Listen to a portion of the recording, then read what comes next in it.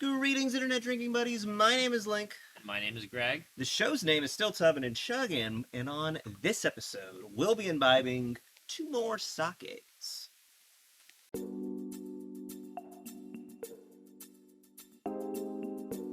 Welcome back to the tub, everybody. As you can see, it is a guest episode. I have my good friend Greg here, who is a man with a discerning taste for all forms of alcohol. Would you agree with that statement? It's very discerning. Discerning indeed. Well, let's try to get the people at home to know you a little bit better, Greg. 3 questions for you. Number 1, worst alcohol you ever had?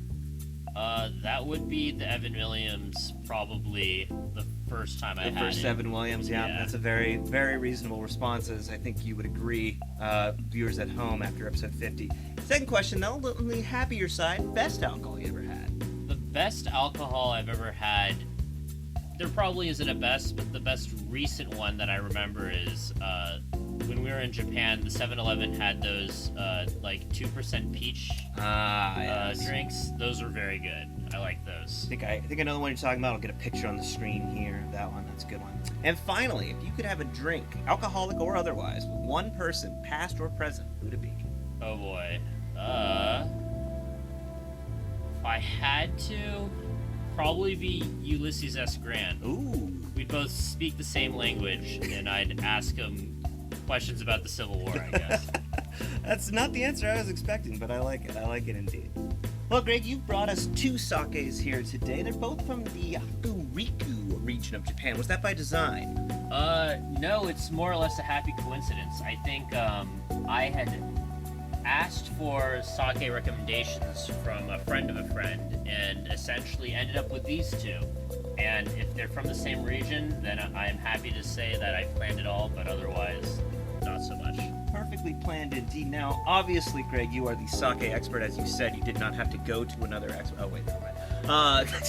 For those of you at home who may also be somewhat unfamiliar with sake, there are 3 sort of base classifications we can make about them in order to get a sense of what their taste might be like beforehand. Those are the SMV, the sake meter value, the rice polish ratio, as well as the acidity.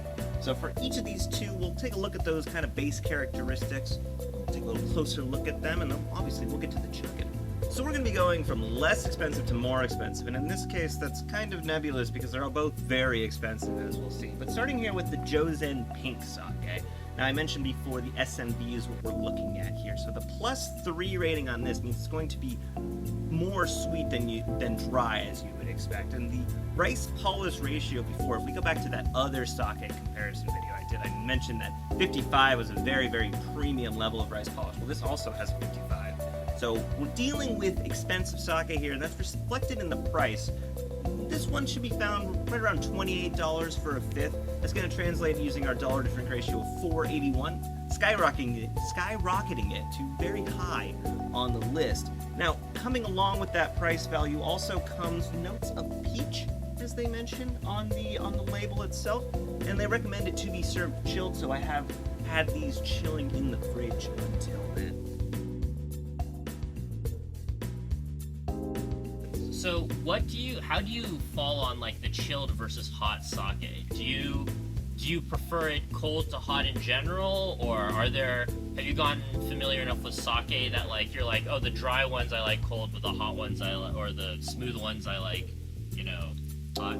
Yeah, I think in general, more of a novice, I'm not like a wine guy, and sake is essentially just a wine. Yes.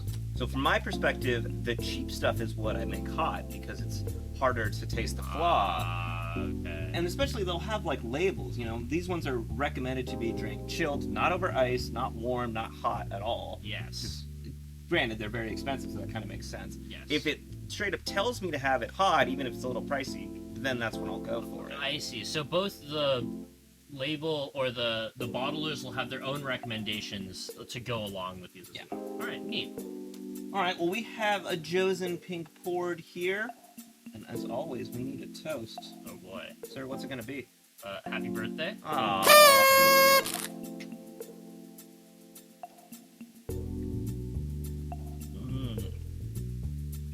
That's smooth. Whoa, okay. The peach is there.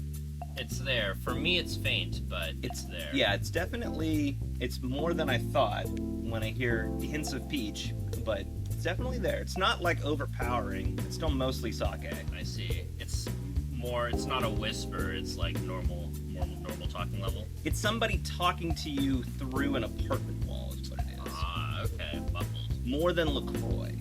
Less than... No, that's a good way of putting it. A lot of the times when I have sake, there's like this bitterness kick afterwards. I don't find that there's like the kick. It's like very slight bitterness instead, like diffused bitterness instead of like a big kick. Like it's designed that way, you know? It's not... They're not planning around it. They're incorporating it into the taste. Yeah. This is one of the better sakes I've had. Because it's not... You know, you look at this thing, and it's in a pink bottle. It's in a pink box. And I'm expecting it to be some kind of like, I don't know, American flavored alcohol thing. Yeah, we're conditioned that way. Which is just like, absurdly high on like the sweetness. This is +3. It's not crazy sweet for a expensive vodka. For an expensive sake, it is still pretty sweet, but it's not overpoweringly sweet. It's interesting you say that from my point of view, because as we alluded to earlier, I'm very sensitive to alcohol taste in that when I usually drink alcohol, the alcohol part of the drink for most beverages overpowers most of the rest of the flavor. I can tell this is slightly sweet, but for me it's not very sweet, but it's incredibly drinkable, which I think is like the hallmark of a very sweet alcohol. You want it to be drinkable and not like overpoweringly sweet in case you want to have, more than a little bit of it. Like if this was super sweet by like the first cup, you'd be gone. This is maybe about a drink's worth. These cups I think are designed for 15% sake, which this is. But yeah, I mean, it's not like I think in typical would have one drink of this. Well, I guess it's kind of expensive, so maybe it's like a treat in that sense. I don't know, what would you pair this with? Haha. You're asking the wrong person, but if I had to pair this with something, I would pair it with... something like crisp and clear, so when I think of something, I would put this with like a salad or like fruits or something like that. I wouldn't put anything heavy. This would either get drowned out or it'd feel too on the spectrum of opposite ends, but if I had to go with something, this reminds me of like, fresh salads and fresh fruit. What I was thinking is, if you're having like a huge Japanese meal and you get like a miso soup and the salad coming out before, you have a drink of this with that. Kind of like your appetizer drink almost. I wouldn't pair it with like, maybe it could go well with some sashimi, but I think you're right in that it's more of like a crisp kind of iceberg lettuce kind of pairing, that kind of thing. Yeah. At the very least, it tastes in the same ballpark. Not sure I would, just kind of be drinking it normally either. It's good, obviously. I think we both like it, but it's just kind of this weird, not like a maybe a dessert wine is kind of like the thing I'm getting at here. It's like it doesn't have enough presence to kind of stand on its own. I think is the interesting part about it. Just because it's so like crisp, clear, and on like the kind of refreshing side with like slightly sweet tastes. In its own way, it kind of... LaCroix isn't the right way to put it because it doesn't evoke the right sense of quality, but it's like on a spring water scale of taste, and you wouldn't drink spring water alone to enjoy it, kind of. You drink it to... You're enhancing something. Yeah.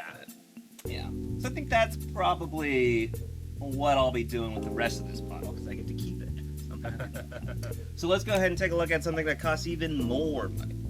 So next up, we have the Kubota Junmai Daijingo, and my Japanese is okay, but hopefully that was close enough. This is also 15% alcohol by volume. I think when you get into this sake range, 15% is usually about where you're going to find it.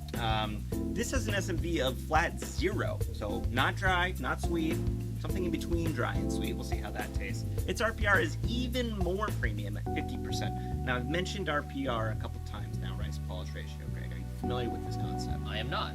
Essentially, if you take a grain of rice, it's very dirty, right? Okay. If you were to mix it in with your sake, it would, you would be tasting sort of the grain, like it being grown in the ground kind of thing. So you want to polish that. You want to like take away sort of the outer protective layer and just get to that kernel of rice that's in there. So 50% RPR means they've taken half of all the grains of rice from it and polished them all away. I see. So like a 75% kind of ratio means they've only taken a quarter of it off. And that's what you'll find in stuff like box sake, things like that. So when you get down to 50, that's very premium. Its acidity is also a little bit lower, 1.3, so it's not going to be as, I guess, sharp tasting. It's going to be a little bit more mellow. Okay. And this one says it has notes of pear, also best served chilled. Didn't quite say the price, I don't think. That's going to come in at $48 a fifth, which is $8.53 a drink. Easily number one on the list in Tubman Chugging's database. You did it, Greg. You found it. There I don't know how you did it. I'm here to break records and pride myself on the show.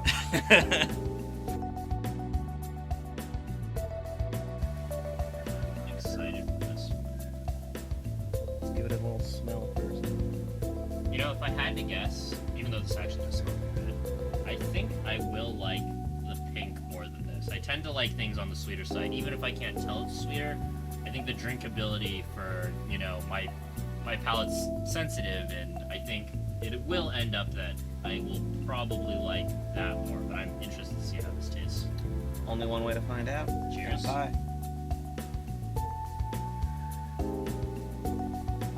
Oh yeah, that tastes more like, I think, a traditional sake, but I definitely get the pear. I do not. I might have talked myself into it. I think it smells more like pear.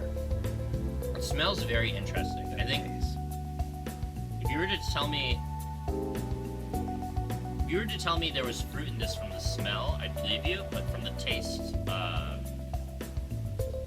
think because it's so clean and light. It's even lighter than the pink, and there's no sweetness sort of making up for it. So that little like slice of pear is what I'm getting. yeah, I think because it's not as sweet, you can definitely, there's more of the sake, I guess I'd call flavor, or it's kind of like a sourish taste, but yeah, that very like faint sour pear taste. I will say though, while in the other sake there was that characteristic like I called it a diffused bitterness instead of like the hard kick of a bitterness. There's actually less of that in this. I guess that probably reflects. I'm gonna go out on a limb and say the quantity, but I don't have enough of this to really tell. I just know that most sakes I don't like because there's like an after effect that kind of makes me. I don't think gag's the right way to put it, but it makes me hesitate in the gag twice. neighborhood. Yes, it makes me hesitate twice in drinking that, and that's not here with this. No, this is you are getting what you pay for with this one. I can tell you that. That's good. I think both of these are probably something that so I don't usually drink alcohol because of the fact that I taste alcohol itself in a lot of the drinks, and I don't like that taste very much. But if I were to choose to get drunk, I would definitely consider both of these two as something that I could drink and not feel like I couldn't finish if I got halfway through. As we would expect from the price, let's be clear about that. It's still very, very good. Yes.